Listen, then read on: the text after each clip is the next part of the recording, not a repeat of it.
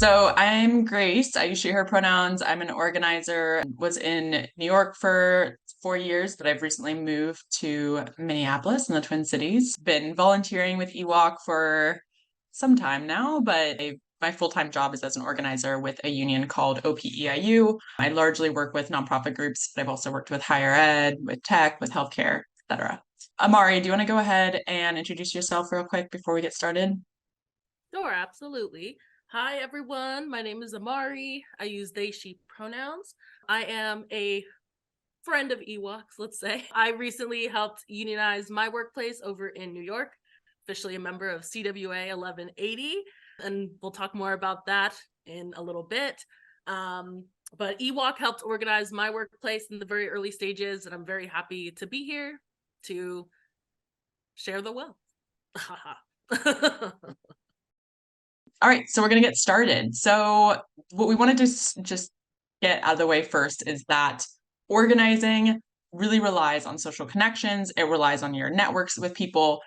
It is important that we are creating spaces within your workplaces or outside of your workplaces to socialize with your coworkers.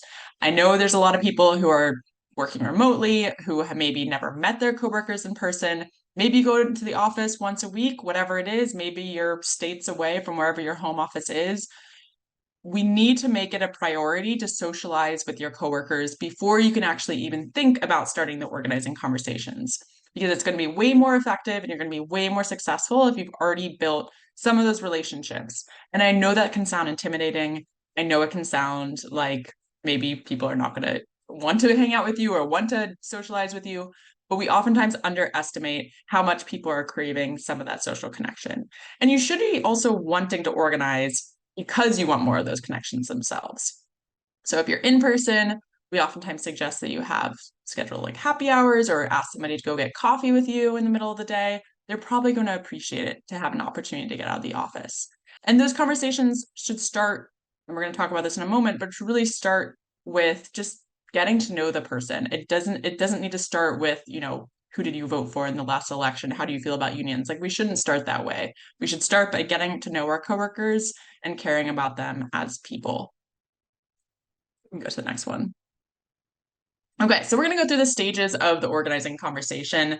Some of you might recognize the different stages of an organizing conversation. It's pretty standard throughout any union campaign, throughout any type of organizing process that you're taking on. Once we've started to build some of those social connections, having places to meet with folks outside of work, outside of the office, you're going to begin by introducing yourself and asking open-ended questions where they're going to need to get the issues, and then whatever issues they bring up or that you want to bring up, you need to agitate around them and get them to wonder, why is this unfair?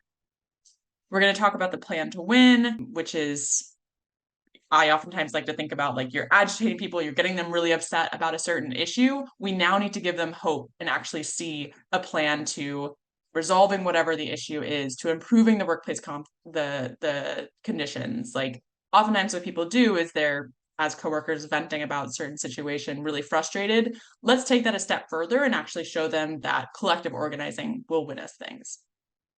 We then need to inoculate. Some of you probably recognize this term if you know much about the vaccine or about biology, or maybe you've heard this in the labor movement. Inoculation is giving your coworkers a little taste of what they might hear from the employer, from the boss, once they find out about the union campaign. So that when your boss responds, they are better prepared and are not intimidated by the response and are not swayed by it. So that's called inoculation. And then finally, calling the question. So any conversation that you're entering with your coworkers, you should have a question in mind about, is this somebody we're going to ask to join the organizing committee, to talk to some of their coworkers? We're simply going to ask them to vote yes. That comes at the end. Yes. So, as Grace just walked us through the general overview of our steps here, going into more depth about identifying the issues. So, after you've introduced yourself to your coworkers, now it's your job to really get to know your coworkers, what their issues are at work, and how work is affecting their lives. So, we want to learn about our coworkers as people, meet them where they are at, try to listen more than talk. There's a general like 80-20 rule where during a conversation you're listening 80% of the time and talking 20% of the time, right? You really want to give your coworkers space to really express how they're feeling, where their head's at, how is work affecting them. And we want to be natural about it, right? We're meeting each other as fellow people, as coworkers. It's not supposed to be scary or like intimidating. Like, that's not the goal. We're meeting each other where we're at. And so, in addition, as you are identifying these issues, we want to then use these issues to help move people. And when we say move people, we mean moving them to see how a union is going to be the solution to the problems they're facing at work, right? The goal is to bring people together as a collective and use that collective power to unionize. And as you're having these conversations, as Grace already briefly mentioned, we want to also ask those open-ended questions. And so these questions can be as simple as, how's it been at work? Or even further as like, what's been really challenging at work? Or more of a hypothetical, like if you had a magic wand right now and you could change anything about your workplace, what would you change? Right? So asking those questions to start getting your coworkers to think more deeply about their experiences so that you can move them to the union as a solution. Amari, I'm curious, what are some issues that came up in your campaign that maybe you were expecting or weren't expecting? Yeah. So, like, on the one hand, there were definitely issues that I expected as someone who had a lot of those issues as well, whether it was wages or workplace discrimination and safety. A lot of those did come up. But something in particular that did come up, which I wasn't necessarily expecting, was also just like an initial response of anti-union sentiment, which, of course, we know that people have a lot of different experiences with unions. But in my experience, I grew up in a very like pro-union, pro-labor household. I also knew that like my coworkers lived in New York City and they were more liberal and progressive, and like we've bonded over those things before. And so when at first people were more hesitant about the union, I was pretty surprised. But that surprise was only just another reminder of how important it is to really meet people where they are, right? Like, everyone's going to come into this with a very different life experiences, very different backgrounds. And so rather than get caught up in like my perception of how things could be or my preconceived ideas, just meeting people as people and helping them see how a union is actually a solution. Like, we can undo those preconceived notions and get us to a place where we realize that we have that collective power, and that collective power is what will actually change things in our workplace. So the next stage, like we talked about, after you've started to assess the issues and get your coworkers to start talking about them, and then, like Amari is saying, like kind of leading them to discover some of the issues that you know matter to other people, we then need to actually agitate on those issues and assess what it is that those people care about and what really sticks for them. Because there might be something, there might be some parents at your organization or caretakers who really care about the lack of parental leave or really care about inflexible work hours. That might be something that some of your other coworkers have never even thought about. That's why we need to talk with everyone about this. So in the early stages, you'll likely just be agitating, which is pretty straightforward. Like, you probably already do this in your day-to-day. Like, you've probably done this throughout your life in any workplace or school or whatever. It's easy to start just like talking about things that aren't going very well. What we need to transition this to, and what this stage is so key to doing, is transitioning those issues and agitation to actually getting them to see that you have a better path forward. So we need to figure out what are the issues that affect the majority of your coworkers, because there are going to be some. Maybe what are the issues that are for a smaller minority of the people that we still need to focus on, and what is the campaign going to be focusing as like their main core issues? Because whenever you're in an organizing campaign, there are going to be some of your coworkers who are going to say, well, we want to see the list of demands before we sign up. So that's something that I hear constantly on union campaigns, is people are saying, like, we want to see exactly what the issues are before we sign up. And I get it, like people want to make sure that they understand what your platform is before they put their name on a piece of paper or are publicly supportive of the union. What we really need to be clear about and very strategic about in this stage is getting to know what the main issues are, but making sure that we are not putting any tangible numbers or concrete numbers um, or any of the demands that are like too specific on a piece of paper, because you're going to alienate some other people. So if what comes up is people are really angry about having to come into the office 4 days a week, or if what comes up is that people feel like this department is getting better treatment than the other, we can't say that like we want to have everyone working from home, because that's not going to work for everyone. We need to frame it around issues that are much more broad and general and applicable to people, such as like we care about having a say in the remote work policy, right? Having it be something that is applicable to more folks and something that is shared issue among your coworkers. And then importantly, we need to make sure that any of the issues that come up, like if I'm talking with Amari and Amari says, well, I really care about the fact that, I'm taking meetings in the evenings at 8 p.m., but I have to be in the office at 9 a.m., like we should be able to get comp time, we should have more flexible work schedules. I need to make sure I go in the chart where we have all of our people listed and actually write that down. Like for Amari, they really care about flexible work schedules or about comp time, right? So of course, in our unionization process, we need to have people a part of our organizing committee / in general, just in our workplace, that are really willing to take on this work. And so what are qualities, what are things that are necessary to make sure that a person is doing that work? So on the one hand, like we need to make sure that people are listening, right? As we were talking about before, that 80-20 rule. If you are not listening to people, that is not great for the unionization process.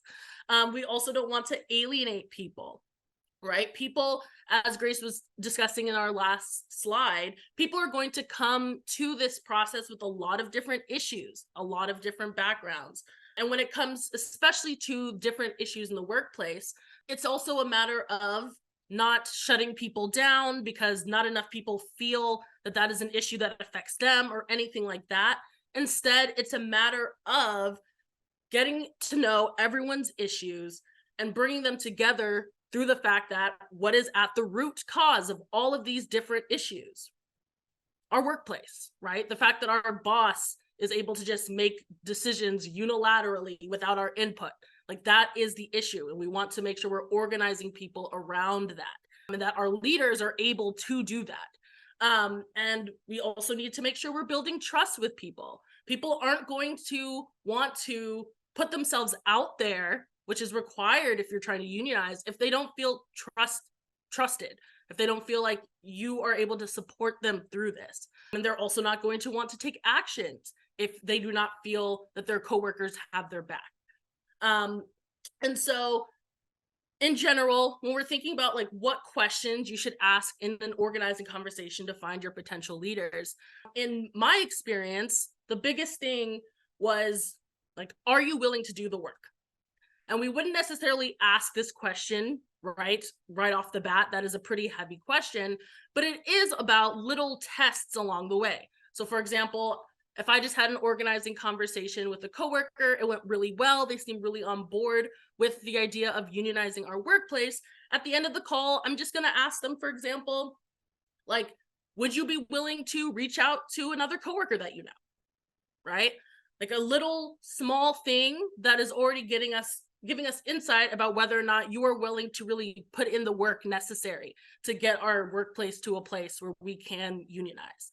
Key thing to remember, just quickly, you're allowed to talk on the job. If you're allowed to talk about your kid's soccer game yesterday, or if you're allowed to talk about what you made for dinner last night or whatever, you're allowed to talk about like issues that you're also dealing with.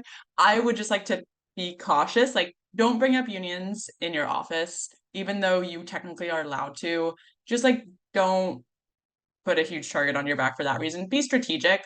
Ask your coworker to be like, oh, do you want to go for a walk? Do you want to step up? Like, do you want to get lunch with me? Do you want to get a drink after work? Like, I would love to hang out sometime. Can I get your phone number? So you're allowed to talk on the job. You should be talking with your coworkers on the job. I know a lot of people come to me when they're wanting to organize and they're like, well, I actually don't know many people at work. It's like, okay, your job is to your job is to start making friends. Like, this is not going to happen unless you start making connections. So you're allowed to do that, but be strategic, because people also are not going to want to talk about unions with you if you're the person in the office who's like always talking openly within the walls of your office about unions. So be strategic with it. And so, building off of that, right, we want to make sure that we are able to actually meet with people. And so, if we want to meet with people, we need to make sure that we are inviting them into a space, an event that feels fun, that feels safe, so that people feel like they can get to know their coworkers, right? So that people can share their experiences and feel heard. And when you meet in a group, you're really able to show that collective power and community that you're already starting to build, excuse me, through the unionizing process. On the other hand, though, I will also say, which was the case in my workplace, people have a lot of different obligations outside of work, a lot of different schedules. And so sometimes it can also be hard to get people to meet all in one place. And that is also why having one on one conversations is also really helpful, right? So even if you can't meet outside of work face to face, making sure that you're still building connections and talking to people and getting to know them so that people are feeling heard. It kind of depends on how like warm this person is, how well you know them, but generally speaking, like you can frame it as like a work meetup. I know in the early process for like my unionizing, it was like we just want to like get to know each other outside of the office, right? Like we don't get to see each other ever or really have free conversations. So like let's all grab coffee and talk, right? It could be as simple as that. So reminder, socialize before you organize. We need to have those relationships. You don't have to be besties with them, but we need to be actually like willing to be social and take some risks there. Organizing requires listening, like Amari was very clearly putting. We have to be able to practice that 80-20 rule and actually like pay attention to what they're saying and pick up on it. Like if they're telling you about how maybe a family member of theirs is sick and so they're worried about committing more time to something, don't just like keep asking them to help out then, right? Like let's respond appropriately to that. Find out what your coworkers really care about and bring some of the issues that you care about to the conversation as well. And then make those individual problems collective, which I also really did a really good job of painting how we need to make sure that this is seen as like something that we all care about and we actually have the ability to improve it if we all prioritize it as an issue.